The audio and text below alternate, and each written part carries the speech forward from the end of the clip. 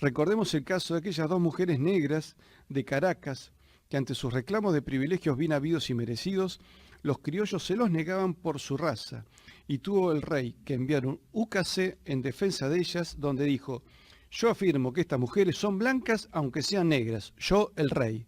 Cerraba la carta con la clásica firma que los monarcas de España estampan desde los reyes católicos. En cambio, el ejército revolucionario fue por leva obligatoria, con deserciones castigadas con fusilamientos, siendo los últimos las deserciones de parte del cuerpo de granaderos a caballo que se sublevaron en el Callao y se pasaron al ejército realista en 1824, poco tiempo antes de la batalla de Ayacucho, que selló nuestro destino a manos inglesas. Esos granaderos fueron fusilados en la actual Plaza de Mayo. ¿Cómo puede ser que el mismo pueblo que se alzó en armas contra el invasor inglés en tantas oportunidades en América e incluso en contra de franceses y holandeses era tan reticente a sumarse a las fuerzas revolucionarias? Si leemos lo que fue años después la vida de los pueblos sometidos por levas caprichosas para agrandar las estancias de la nueva burguesía, en fortines desposeídos de alimentos, uniformes y municiones, donde más de un soldado se escapaba para el lado de las tolderías, podemos entender las sospechas de esos hombres. A esa gente habría que aplicarle la frase de San Martín, cuando dentro de su contradicción de oficial juramentado del rey y luego devenido un revolucionario, se refirió a los demás revolucionarios que ya se estaban despedazando entre ellos para repartirse los despojos del imperio. Hijos desagradecidos que se habían olvidado de cuánto habían prosperado dentro del orden español, diciendo esta frase: lo que no puedo concebir es que haya americanos que por un indigno espíritu de partido se unan al extranjero para humillar a su patria. Una tal felonía ni el sepulcro la puede hacer desaparecer. A pesar de tanta traición, preparada desde el siglo XVIII, en pleno siglo XXI podemos escuchar a sacerdotes católicos aborígenes del archipiélago de Chiloé afirmar que por su tradición y cultura tienen tres nacionalidades: la huiliche, la española y la chilena. Y cuando tienen discrepancias con el gobierno de Santiago, hacen flamear la roja igualda y las aspas de Borgoña. Veamos este testimonio de un revolucionario. La España nos ha hecho la guerra con hombres criollos, con dinero criollo, con provisiones criollas, con frailes y clérigos criollos, y con casi todo criollo, afirmaba Germán Rocio Bolívar en 1820. Mientras que Bolívar lo hizo con armas, dinero, soldados, marinos y flota inglesa. Unos 5.500 hombres componían la Legión Británica, supuestamente un cuerpo mercenario independiente de Londres, aunque compuesto por oficiales y soldados veteranos de las guerras napoleónicas y de la Segunda Guerra contra los Estados Unidos. Su tamaño y profesionalidad fueron fundamentales para la balcanización americana que nos dividió en 30 estados. Hoy, muchos de ellos en el Caribe ya son británicos por usurpación. Por ejemplo, los descendientes de Colón portan todavía el título de marqueses de Jamaica, país que ya se perdió para la lengua española. Y si en Sudamérica casi todos los indios, junto a negros y miles de gauchos, se pusieron de parte del rey, fue porque pese a que este no era un santo y hay mucho para reclamarle, tampoco era un perverso.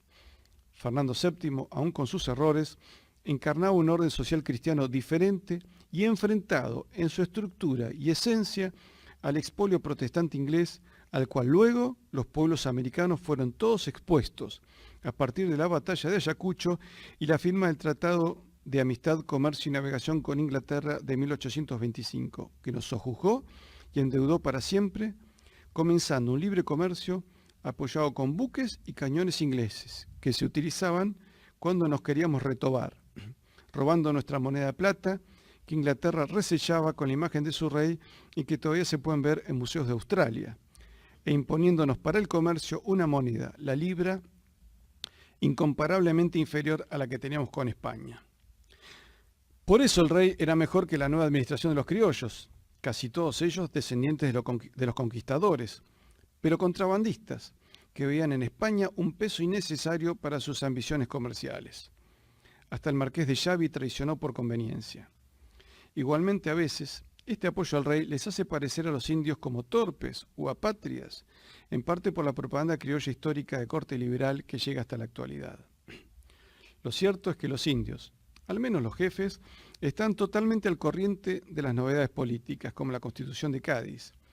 Para ellos, como en el Perú, lo ideal era acabar con el tributo indígena, cosa que los últimos virreyes hicieron. Desgraciadamente perdieron la guerra y con la derrota, el volumen del dinero circulante en el Perú se redujo de 15 a 1 millón de reales. Su comercio pasó a manos británicas y acompañado de un continuo endeudamiento con la Banca de Londres, deuda que tuvo inicio con la gestión del protector del Perú, tras derrocar a las legítimas autoridades virreinales y de sojuzgar y expulsar al obispo de Lima en un acto considerado sacrílego, y el cercano gobierno de los nuevos criollos liberales fue absolutamente opresivo, diferente al ejercido con indulgencia por el monarca católico a miles de kilómetros de Madrid. Pero la historia la escriben los que ganan. La aparición de sacerdotes revolucionarios y de vida pública, privada, irreprochable, que en más de una oportunidad se ensañaban con sacerdotes y frailes piadosos y realistas, llegando a justiciarlos. La expulsión de obispos, el envenenamiento de opositores realistas como Monseñor Benito Luis Riega, y envenenamiento también de adversarios internos de la revolución, como el coronel José de Moldes, y la sustitución de comerciantes españoles por ingleses, es una constante que se da desde Buenos Aires hasta Nueva España, que hoy conocemos como México. En el caso de la República de El Salvador, la iglesia local y el gobierno llegaron a estar excomulgados por la Santa Sede. El Río de la Plata, y debido a su situación política, deja de ser en 1815 punto de destino para las mercancías que salen de los puertos peninsulares. Hasta ese año mantuvieron en el fuerte de Buenos Aires la roja igualda por apariencias. Nuestro comercio queda en manos británicas y comienza la puja entre las provincias y Buenos Aires. Algunos revolucionarios del interior ven cómo su producción se estanca al no poder pasar por el Alto Perú. Y por otra parte, al puerto de Buenos Aires solo le interesa libre comercio con Inglaterra y sin pensar en ninguna protección a nuestros talleres. El coronel Borges, al oponerse a esto, aún siendo independentista, termina fusilado por orden de Manuel Belgrano. Los soldados del regimiento Patricios, que vieron cómo se beneficiaba el regimiento Estrella de clara afiliación masónica, se levantan en armas en el motín de las trenzas, rechazan el mando de Belgrano y también terminan fusilados. Nuestro héroe máximo, el general Santiago de Liniers, había sido fusilado en 1810 a manos de un piquete de fusileros ingleses por orden de la Junta de Mayo, de la cual formaban parte también don Manuel Belgrano. Luego, 2 años después de crear la bandera, ya en 1814, se presenta ante Carlos IV como vasallo de su majestad para ver si éste intercedía ante su hijo Fernando VII y así Buenos Aires podía volver a la casa del padre.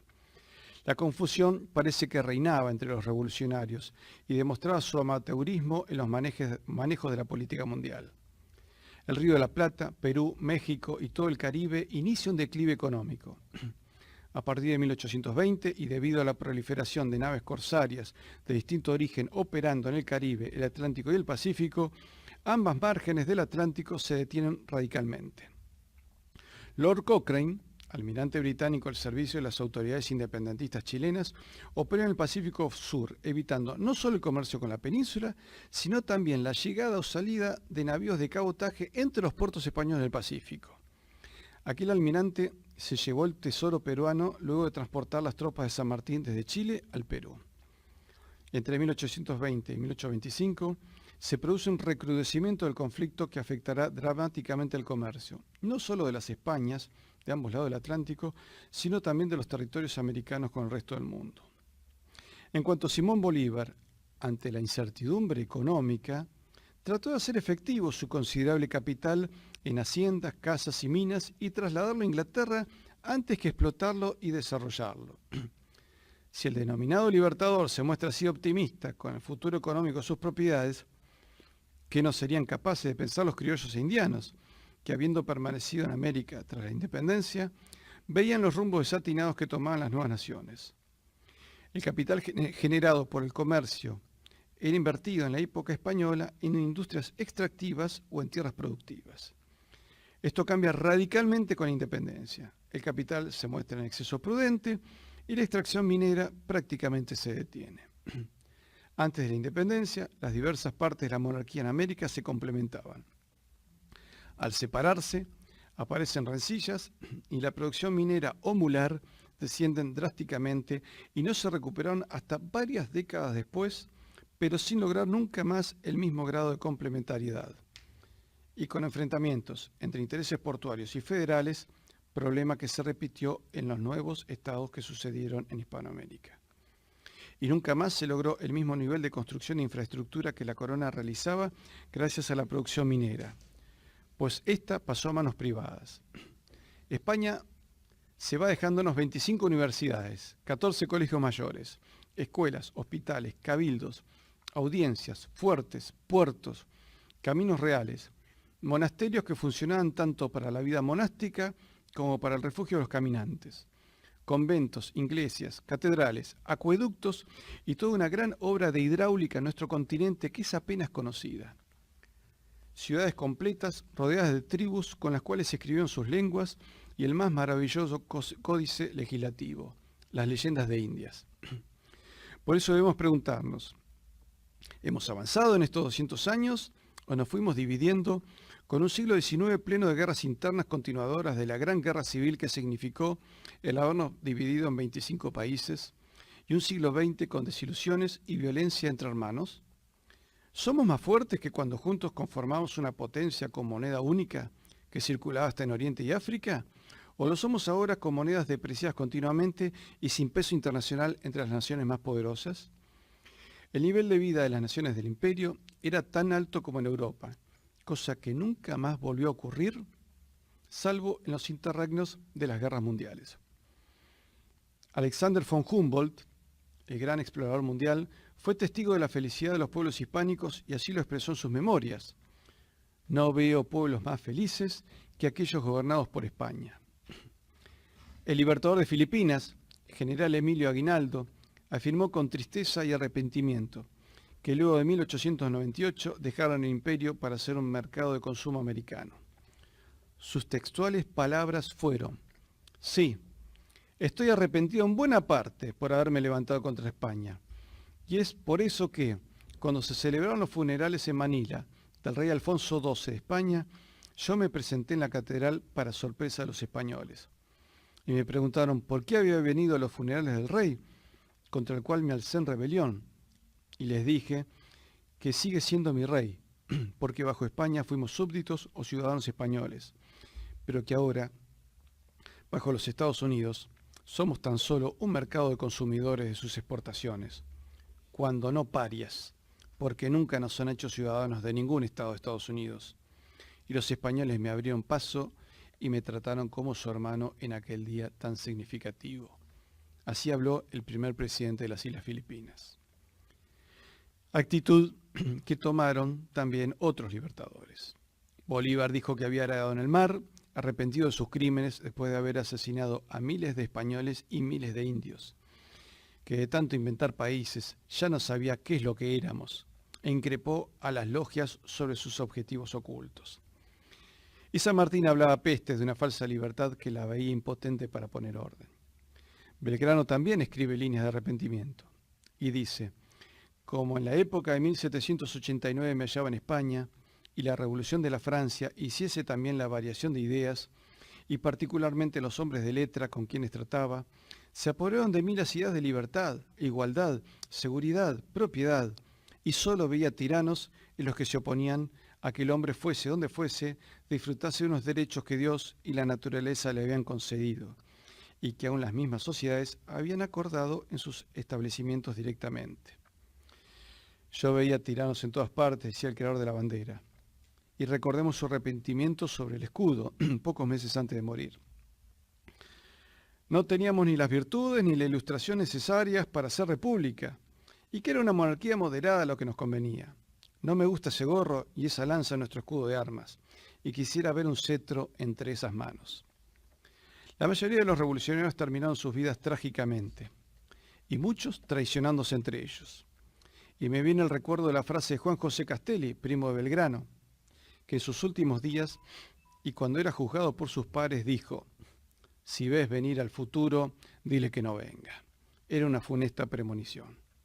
Y él, que hablaba tan mal de España y bien de Inglaterra, Murió de cáncer de lengua el 12 de octubre de 1812, justo el Día de la Raza, 2 años después de su revolución. A veces la historia deja señales bien claras.